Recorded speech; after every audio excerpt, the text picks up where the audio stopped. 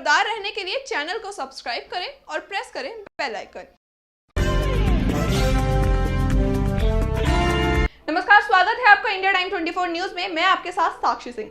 Joint effort for elimination of tuberculosis ने Bhagat hospital में TB management seminar organise करवाया, जहां सैकड़ों डॉक्टर्स ने बढ़ चढ़कर हिस्सा लिया। देखिए हमारे सहयोगी प्रवीण की एक खास रिपोर्ट।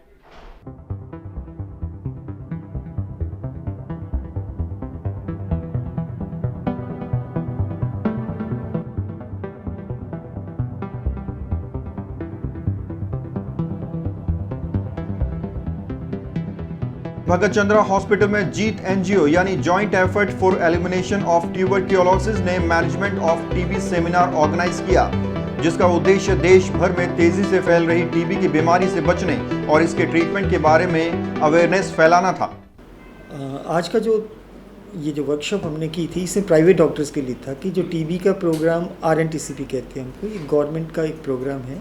इसमें प्राइवेट सेक्टर का भी उतना ही इन्वॉल्वमेंट होता है, क्योंकि सारे पेशेंट तो गवर्नमेंट सेक्टर में नहीं आते। जितने पेशेंट पब्लिक सेक्टर में आते हैं उतना ही परसेंटेज पेशेंट्स का प्राइवेट सेक्टर के पास भी है। तो जो अब 2025 तक प्राइम मिनिस्टर ने भी डिक्लेयर किया कि टीबी को हम एलिमिनेट करना चाहते हैं अपनी कंट्री से, तो प्राइवेट सेक्टर का योगदान भी उतना ही चाहिए।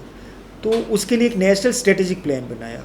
वो इसलिए बनाया था कि दिल्ली में ही अगर देखा जाए तो आज से 2 साल पहले प्राइवेट सेक्टर से हमें 6% नोटिफिकेशन मिल रही थी। मतलब 100% अगर 65,000 पेशेंट हम दिल्ली में ट्रीट कर रहे थे तो उसका 6% ही प्राइवेट सेक्टर कर रहा था। तो उसमें कई कुछ अवेयरनेस नहीं थी प्राइवेट डॉक्टर्स को कैसे नोटिफाई करें। टीबी नोटिफाइबल डिजीज़ है, लेकिन उस प्रोसेस को कैसे नोटिफाई करें, किसको नोटिफाई करें, कौन से पेशेंट को किस तरह से डायग्नोज करना है, ये थोड़ी अवेयरनेस, क्योंकि कई बार गाइडलाइंस हमारी चेंज होती है। तो नेशनल स्ट्रेटेजिक प्लान का एक वन ऑफ द मोटो था कि जब तक हम ऑल सेक्टर्स इन्वॉल्व, जैसे ESI है, CHS है, प्राइवेट सेक्टर है, मेडिकल कॉलेज है, जब तक इनको इन्वॉल्व नहीं करेंगे it will be difficult to eliminate the TB. तो उस फर्स्ट कंपोनेंट को लेते हुए हमने एक प्रोजेक्ट चलाया, जीट, गवर्नमेंट के लेवल पे नेशनल प्रोग्राम है, joint efforts to eliminate TB. इसमें हमारे अराउंड 200, दिल्ली में देखे जाए तो 200 वर्कर्स हैं, फील्ड वर्कर्स हैं, जो प्राइवेट डॉक्टर्स के पास जाते हैं, उनको सेंसिटाइज करते हैं कि टीबी कैसे डायग्नोज करते हैं, टीबी हो तो किसको नोटिफाई करना है, किस तरह से नोटिफाई करना है, उनकी हेल्प करते हैं। सेकेंड कंपोनेंट इसी प्रोजेक्ट का क्या है कि जो बड़े हॉस्पिटल हैं, जैसे अब ये बड़ा हॉस्पिटल है, इस एरिया में टीबी ज़्यादा है, काफ़ी क्लाइंटेज है यहाँ की, तो यहाँ भी टीबी पेशेंट आते होंगे। अब हम एक एक डॉक्टर को सेंसिटाइज करें, वो नोटिफाई करें, उससे बेटर हम ये करते हैं कि बड़े हॉस्पिटल जितने भी हैं, तो जीट प्रोजेक्ट के थ्रू वो फील्ड वर्कर्स यहाँ मिलते हैं, डॉक्टर से भी मिलते हैं, हॉस्पिटल एडमिनिस्ट्रेशन से मिलते हैं। तो इनसे मिलके एक वर्कशॉप टाइप करते हैं कि जो डॉक्टर इस हॉस्पिटल के हैं या जो आसपास के प्राइवेट सेक्टर के डॉक्टर्स हैं, उन सबको बुला के हम बताते हैं कि प्रोग्राम क्या है, टीबी कैसे डायग्नोज करते हैं, कितनी भारी प्रॉब्लम है, टीबी को नोटिफाई क्यों करना चाहिए, किस तरह से करना चाहिए। एक तो ये इसका अवेयरनेस बढ़ाते हैं हम अपने डॉक्टर्स की एजुकेशन के जरिए।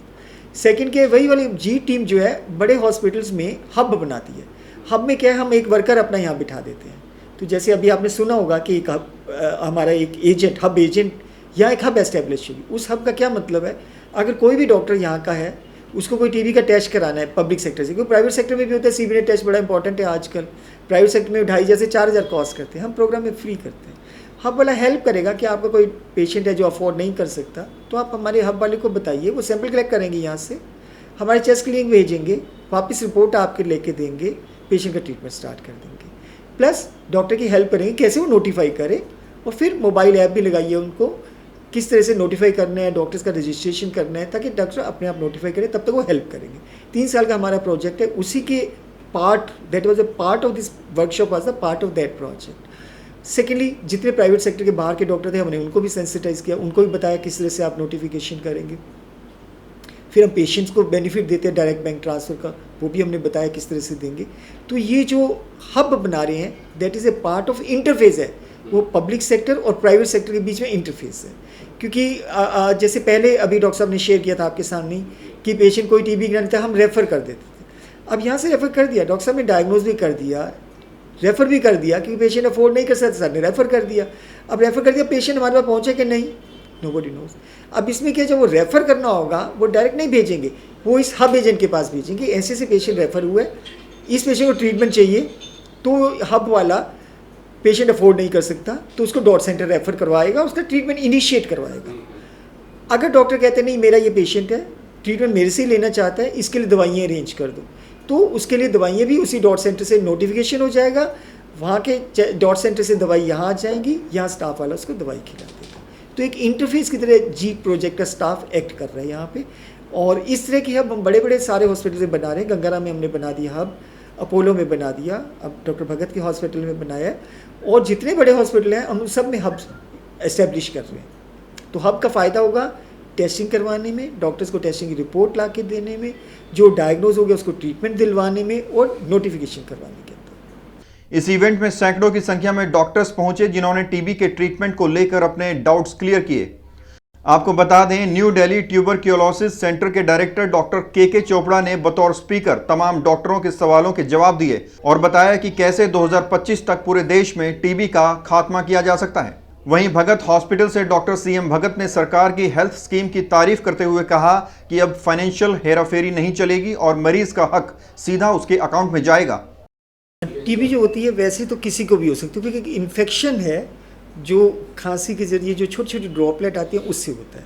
होता क्या, जब भी एक टीबी का पेशेंट खांसी करेगा या ज़ोर से बोलेगा या हंसेगा, और टीबी के पेशेंट में टीबी के कीटाणु होते हैं लंग्स, क्योंकि लंग्स की टीबी होती है 80% वही इन्फेक्टिव होती है, तो छोटी छोटी ड्रॉपलेट निकलती हैं। अगर कोई उसके सामने उसके कॉन्टैक्ट में कोई बंदा बैठा हुआ है, वो उसको इनहेल कर लेता है तो बैक्टीरिया चले जाते हैं। अब जिसको बैक्टीरिया चले गए सबको बीमारी नहीं होती, 90% को नहीं होती, 10% को बीमारी होती है जिनका रेजिस्टेंस कम होता है। जैसे छोटे बच्चे हुए, कोई स्टीरॉयड की दवाई खा रहा है, ओल्ड एज का पेशेंट है, कोई अनकंट्रोल्ड डायबिटीज़ है, HIV है, ऐसे। अब ये जो ड्रॉपलेट इन्फेक्शन है, जहाँ बहुत ज़्यादा भीड़ भाड़ वाला एरिया होगा वहाँ बहुत ज़्यादा होगी। जैसे स्लम्स एरिया है, स्लम्स से छोटे छोटे घर होते हैं, एक घर में 5-5, 7-7 लोग रहने वाले, तो उनमें टीबी होने का चांस ज़्यादा रहता है। तो इस तरह से जो प्रिजन्स हैं, जेल है, वहाँ भी कंग्रेगेशन होती है, खाना अच्छा नहीं होता उनका, कई बार तो उनकी इम्यूनिटी भी कम होती है, स्ट्रेस के कारण भी इम्यूनिटी कम होती है, उनमें टीबी होने का डर ज़्यादा रहता है। माइंस होती हैं, माइनर्स होते हैं, खानों में जो काम करते हैं उसके धूल मिट्टी चली जाती है, उसके कारण उनकी इम्यूनिटी कम हो जाती है। कोई कैंसर का पेशेंट है, उसकी इम्यूनिटी कम है। एक बार बैक्टीरिया बॉडी में चलेगा तो लाइफ में कभी भी टीबी हो सकती है। जैसे कोई प्रेगनेंसी होगी, किसी फीमेल को प्रेगनेंसी हुई, लैक्टेशन, उसकी इम्यूनिटी कम है और पहले उसको इन्फेक्शन हुआ है तो उस पर टीबी हो जाएगी। वैसे ही किसी को भी हो सकती है, अमीर गरीब, मेल फीमेल, छोटे में बड़े में, हर एक में। HIV में ज़्यादा है, अनकंट्रोल्ड डायबिटीज़ में ज़्यादा है, स्मोकर्स में ज़्यादा होती है, ओवर क्राउडिंग जहाँ हो वहाँ ज़्यादा होगी। देखिए, डिजिटल इंडिया के साथ इस प्रोजेक्ट को जोड़ा गया है और सब सेगमेंट्स को इन्वॉल्व किया गया है। एक विज़न होता है और विज़न को एनलार्ज किया गया है, एनलार्ज करके उसमें सारे सेगमेंट्स को लिया गया है और सिस्टम को फुल प्रूफ भी बनाया गया है। जैसे मैंने आज समझा है, ये समझ में आया है कि फाइनेंशियल हेराफेरी नहीं हो पाएगी। जो मरीज़ सर्टिफाइड होगा, एक्रेडिटेड लैब से होगा, जो होगा उसी को बेनिफिट मिलेगा और वो बेनिफिट सीधा उसके अकाउंट में जाएगा। जैसे कि गैस का आता है या किसी की सब्सिडी आती है तो अब कैश किसी को नहीं मिलता है, वो उसके घर में उसके अकाउंट में जाता है। तो इस तरह इसमें भी प्रोविज़न किया गया है और काफ़ी इंसेंटिव्स दिए गए हैं। इंसेंटिव्स रिपोर्टिंग पर्सन को भी दिए गए हैं, लैब को भी दिए गए हैं, पेशेंट्स को भी दिए गए हैं कि 6 महीने उनको एक अच्छे खाने के लिए सब्सिडी मिलेगी।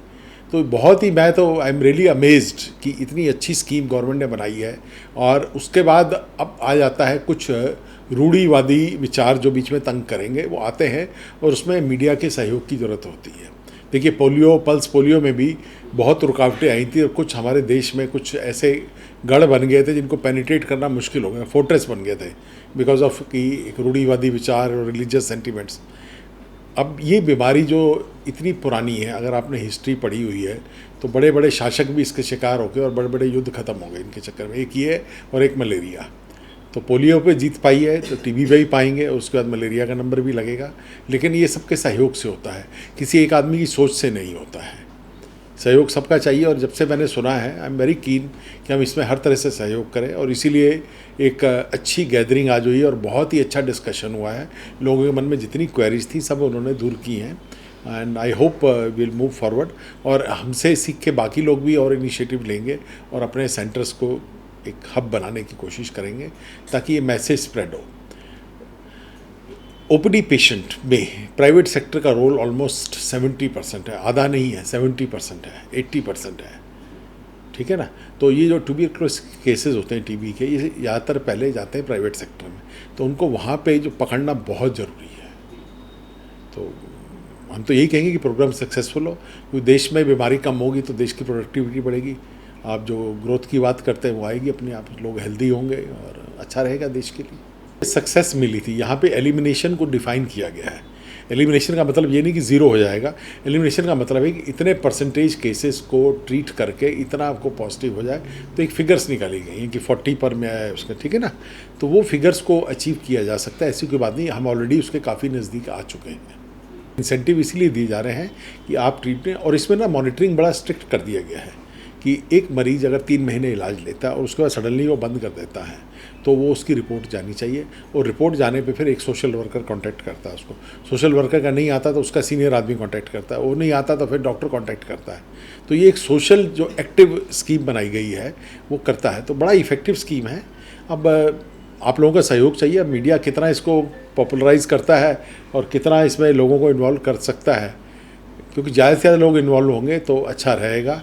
कि और इसमें मैं लोगों से यही अनुरोध करूंगा कि अगर किसी का टीबी डायग्नोज होता है तो इसमें कोई छिपाने की बात नहीं है। हम जब नोटिफाई करते हैं तो हम ढोल नहीं पीटते हैं। नोटिफाई करने का मतलब है कि आपको सिर्फ मॉनिटरिंग सिस्टम में डाला गया है, और अगर आप सेंटर में आके दवाई नहीं लेना चाहते तो आपके घर में कोई दे जाएगा, घर में नहीं तो आपको कोई ऐसा कोई कॉन्फिडेंट जो एक सोशली रिस्पॉन्सिबल पर्सन है तो वो भी आपको हेल्प कर सकता है। लेकिन इलाज नहीं कराएंगे तो उसका अंत तो फिर बहुत बुरा होगा, ठीक है ना। तो इलाज तो कराना बहुत ज़रूरी है, मैं यही कहूँगा। और उस इलाज के कराने के लिए जो छोटे छोटे मन में संशय लेके बैठ जाते हैं कि मेरा क्या सोचेंगे, क्या होगा, जब आपकी खांसी रुकेगी नहीं, मीटिंग में बैठे होगे, खांस रहे होगे, तो क्या लोगों को पता नहीं चलेगा कि आप बेवकूफ़ किस्म के आदमी हो, आपने इलाज नहीं कराया है। आपको बता दें, प्रधानमंत्री नरेंद्र मोदी ने टीबी मुक्त भारत अभियान की शुरुआत की थी और 2025 तक भारत को टीबी मुक्त राष्ट्र बनाने का लक्ष्य रखा गया था। इस अभियान में जीत एनजीओ सरकार के साथ मिलकर काम कर रही है। जीत पूरे देश के तमाम प्राइवेट हॉस्पिटल्स के साथ मिलकर अवेयरनेस प्रोग्राम चला रही है। एनजीओ मरीज को टीबी डिटेक्ट होने पर 8 महीने की काउंसलिंग के साथ साथ उसकी दवाइयों का खर्च उठाती है। प्रधानमंत्री नरेंद्र मोदी ने कहा था कि दुनिया में टीबी को खत्म करने के लिए 2030 का समय तय किया गया है, लेकिन भारत ने अपने लिए यह लक्ष्य 2025 का रखा है। हम नई रणनीतियों के साथ टीबी को देश से समाप्त करने की शुरुआत कर चुके हैं। भारत सरकार इस लड़ाई में प्राइवेट सेक्टर को भी शामिल कर रही है। इस चीज़ को लेकर के मन में जो भ्रांतियाँ हैं वो पहले तो पब्लिक लेवल पर दूर होनी चाहिए। उसमें गवर्नमेंट काफ़ी कुछ कर सकती है, पब्लिक हेल्थ वर्कर्स काफ़ी कुछ कर सकते हैं। आपने क्या नया सीखा? आपने क्या सीखा? हम अपने पेशेंट को बताते हैं वगैरह कि टीबी जो है डेफिनेटली क्योरेबल है, पूरी तरह से क्योरेबल है। रेगुलर ट्रीटमेंट की ज़रूरत है। घर वालों को इस मोटिवेट करने की ज़रूरत है। इसके अंदर घर वालों को हम मोटिवेट करते हैं कि अपने पेशेंट को कहिए रेगुलर बिल्कुल आना है, अदरवाइज़ पूरा घर सफ़र करेगा, इसके अंदर पूरी कम्युनिटी सफ़र करेगी, पूरे मोहल्ला सफ़र करेगा। तो इस चीज़ का जो है इफ़ेक्ट पड़ता है डेफिनेटली। अब काफ़ी हद तक काफ़ी ये भ्रांति जो है लोगों से दूर हो रही है, लोगों के मन से, और वो कोऑपरेट करते हैं, कहते नहीं वो ठीक है, आप ट्रीटमेंट कीजिए, they are prepared to get treatment. आज जो सर सेमिनार रखा गया था, क्या उद्देश्य था? I think it was very conformative to create an awareness among doctors and treating patients, giving treatment to the TB patients. It's a notifiable disease. It must be notified all the time, otherwise the doctor is likely to get punished also. And there was a time then there was no treatment for tuberculosis. Kamala Nehru died very young, John Skeet died very young, S. Ramanujam died very young, then Peshwa Madhav Rao died very young. But thereafter in the 1905, it was Robert Koch who isolated Mycobacterium tuberculosis to be the factor causing tuberculosis, and it was a breakthrough in the medical era of the management of the tuberculosis. And I held a DOT center with me for about 10 years. And I treated 500 patients without any charges, getting any charges from the government. And we made awareness, we followed the patient to their residence even, and we convinced them to get proper treatment for a minimum prescribed period of 6 to 8 months. And extra pulmonary tuberculosis, we believed in the concept that patients should get treatment for at least 10 to 12 months. As Prime Minister Narendra Modi has set up a plan to eradicate TB till 2025, do you think? I think every section of the society should get this message. and every doctor in the society, to whatsoever system he belongs. It is Ayurveda, it is Ayush, it is homeopathy, or any pathy doctor. It must be involved in this National Tuberculosis Eradication Program. Otherwise, we will be failing in our mission to accomplish this task. अब 2025 तक मोदी का ये महत्वाकांक्षी सपना पूरा होगा या नहीं होगा, इसका जवाब वक्त देगा। बहरहाल इंडिया टाइम 24 न्यूज के लिए निखिल के साथ प्रवीण की रिपोर्ट। तो ये थी हमारे सहयोगी प्रवीण की रिपोर्ट। फिलहाल के लिए इतना ही। बाकी की तमाम बड़ी खबरों के लिए देखते रहिए इंडिया टाइम 24 न्यूज। खबरों से खबरदार रहने के लिए चैनल को सब्सक्राइब करें और प्रेस करें बेल आइकन।